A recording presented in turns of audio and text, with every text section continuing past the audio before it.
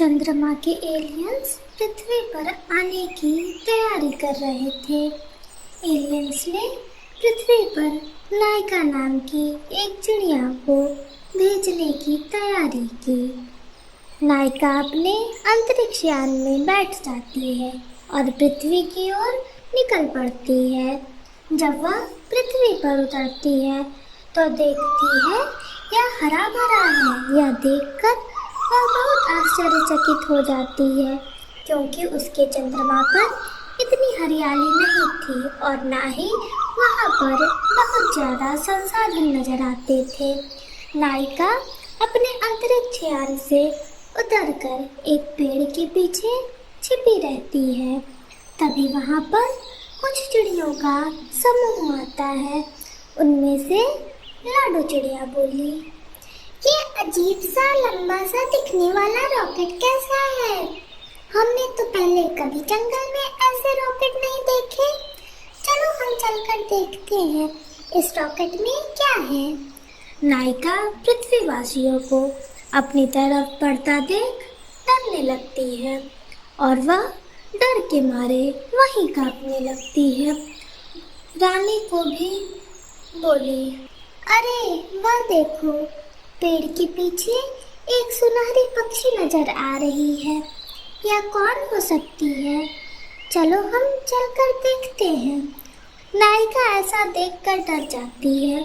उसके पास एक गैजेट होता है जिससे कि वह आवाज़ों को अपनी आवाज़ में सुन सकती थी और नायिका बोली, मैं चंद्रमा से आई हूँ और मेरा नाम नायिका है, लेकिन मुझे मेरे चंद्रमा में सब कुछ यहाँ से बहुत अलग दिखाई पड़ रहा है। इस बात पर लाडो चिड़िया को पता है चंद्रमा पर अभी कुछ खास विकास नहीं हुआ है।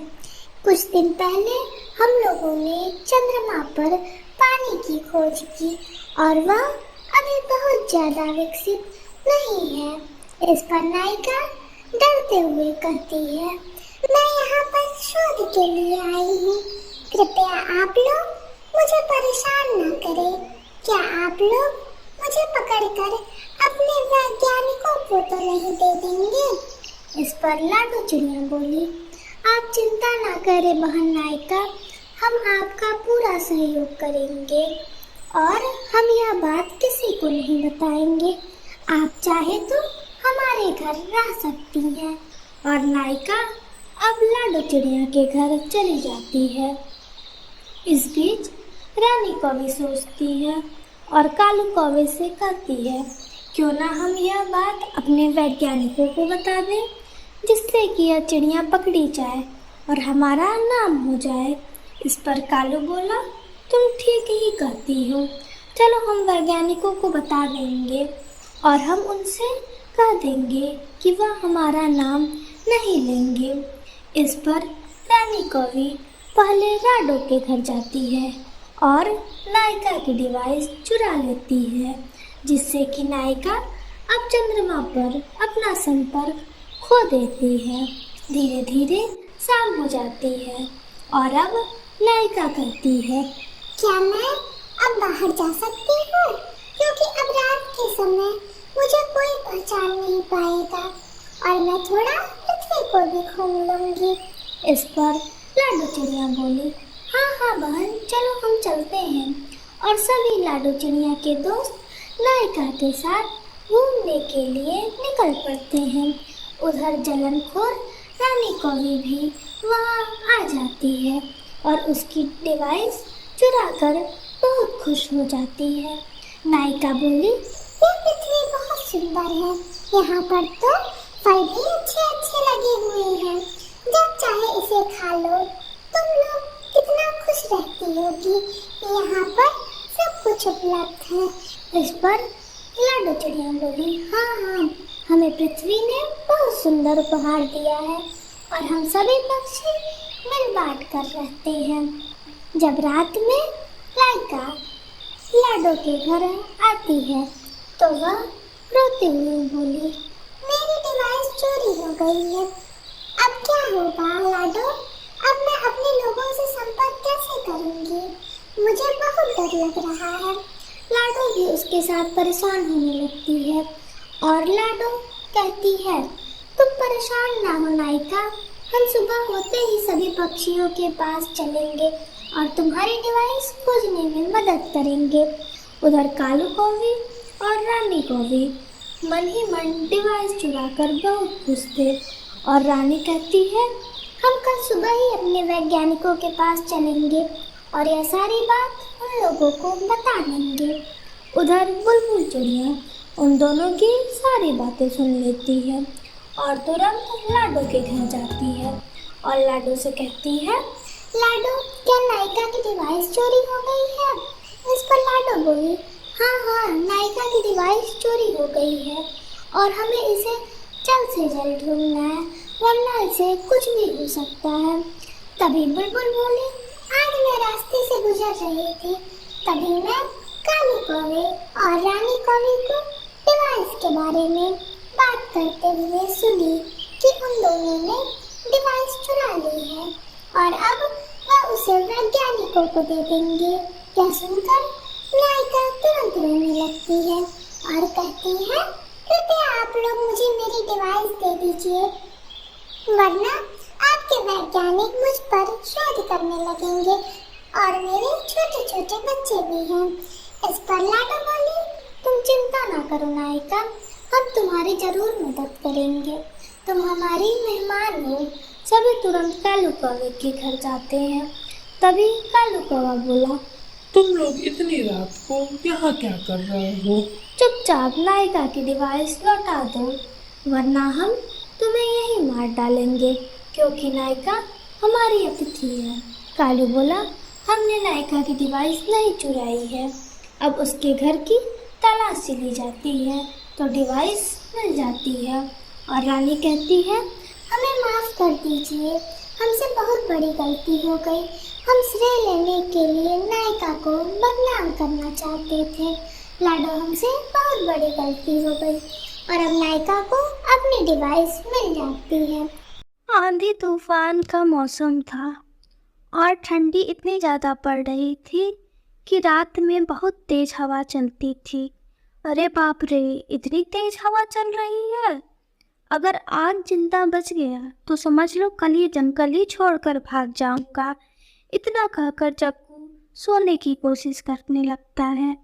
उधर तोते को भी बहुत तेज ठंड लगती है और तोता कहता है, आज हर बस इस जंगल में रहूंगा और कल ये जंगल छोड़कर चला जाऊंगा।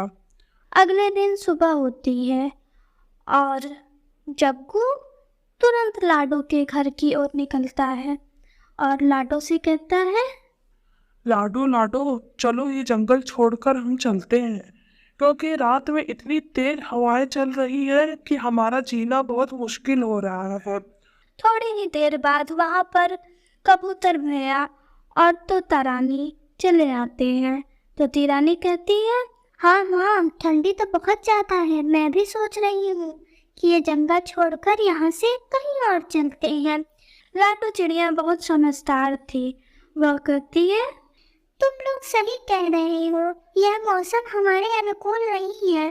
चलो हम पहाड़ों पर चलते हैं और वहीं पर अब अपना गुजर बसर करेंगे और अब हमें बात में करके अपना समय और जाया नहीं करना चाहिए। हमें तुरंत यहाँ से निकलने की तैयारी करनी चाहिए। और सभी पक्षी साथ में उड़ने लगते हैं। उड़ते उड़ते सभी आधी रास्ते पहुँचते हैं और सभी को प्यास लग जाती है। इस पर जग्गू कौवा बोला, चलो ना लाडो, हम पानी और खाना खा लेते हैं, क्योंकि हमें बहुत तेज प्यास लगी है। लाडो भी कहती है, हाँ, हमने तो आधा रास्ता पूरा कर लिया है। चलो अभी हम यहाँ पर कुछ खाने की व्यवस्था करते हैं। सभी लोग इधर उधर फैल जाओ और यहीं पर 1 घंटे बाद खाना लेकर मिलना। सभी अनाज की खोज में निकल पड़ते हैं। जग्गू को कुछ मकई के दाने मिलते हैं और वह सोचता है, मैं इससे अपने दोस्तों का पेट भरूं या अपना पेट भरूं। मैं काम करता हूँ कि सारे दाने यहीं खा लेता हूँ। अगर मेरा पेट भर गया तब तो मैं दाने अपने दोस्तों को दूंगा, वरना मैं ही सारे खा जाऊंगा। और उधर कबूतर भी अनाज खोजने के लिए जाता है और कबूतर को कुछ धान मिलती है और वह उन धान के अनाज को लेकर उसी जगह आ जाता है। लाडो को कुछ नहीं मिलता है और लाडो वहाँ आती है और कहती है, मुझे तो कुछ नहीं मिला। इस पर कबूतर बोला, आप लोग चिंता ना करें, मुझे ये अनाज के दाने मिले हैं और इसी से हम सभी मिल बांट कर खा लेंगे। कालू कहता है, हाँ हाँ तुम ठीक ही कहते हो भैया, मुझे भी कुछ नहीं मिला, चलो चलो इसी को बांट कर खा लेते हैं। और सभी खाकर फिर वहां से निकलते हैं और आगे रास्ते पहुँचते हैं कि शाम होने लगती है और अब लाडो कहती है, रात में हमारा इस सुनसान जंगल में उड़ना ठीक नहीं होगा, क्योंकि पता नहीं किस तरीके के खूंखार पक्षी हमें रास्ते में मिल जाए। चलो आज रात हम यहीं रुक जाते हैं। और सभी रात में एक पेड़ के नीचे बात करते हुए अपना समय व्यतीत करते हैं। अगले दिन सुबह होती है और सभी पक्षी फिर से अपनी उड़ान भरते हैं और वे उड़ते उड़ते पहाड़ों वाले जंगलों में पहुंच जाते हैं। सभी बहुत खुश होते हैं और जग्गू से कहा जाता है, जग्गू तुम जाओ और खाने की व्यवस्था करो, तब तक हम सब एक छोटा सा घर बनाते हैं। और जग्गू खाने की तलाश में निकल पड़ता है। उधर लाडो, कबूतर और तोता भैया सभी मिलकर घर बनाने लगते हैं और जग्गू को रास्ते में एक घर नजर आता है। जग्गू कहता है, लगता है यह घर खाली है, अब मैं यहीं रहूंगा और उन सबों के साथ उनके घर में नहीं रहूंगा। और जग्गू वहीं घर के बाहर बैठा था।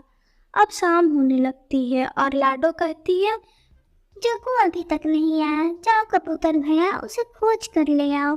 और कबूतर जग्गू को खोजने के लिए निकल पड़ता है, तो वह देखता है कि कबूतर एक पेड़ के नीचे बैठा है। और वह जग्गू से कहता है, जग्गू तुम इस पेड़ के नीचे क्या कर रहे हो, चलो यहाँ से, क्या तुमने अनाज की खोज नहीं की? इस पर जग्गू बोला, मैं कुछ नहीं जानता, तुम लोग जाओ और अपने अनाज की खोज करो, मैं तुम लोगों के साथ नहीं रहूंगा। कबूतर उसकी आदत जानता था और वो चुपचाप वहाँ से चला जाता है और लाडो से कहता है, लाडो मैं जानता था कि जग्गू ऐसा ही करेगा और वो अब हमारे ग्रुप से बाहर हो गया है। रात हो जाती है और सभी पक्षी अपने अपने घोंसले में चले जाते हैं। उधर जग्गू अपने घोंसले के अंदर जाता है और रात में कुछ पक्षी आते हैं और जग्गू को वहाँ देखकर उसकी खूब पिटाई करते हैं और अपने घर से बाहर निकाल देते हैं। बेचारा जग्गू अब करेगी तो क्या करे, और वह शर्म के मारे लाडो के घर के बाहर जाता है और वहाँ भी बारिश होने लगती है। चुपचाप वह वहीं बैठकर सुबह होने का इंतजार करने लगता है।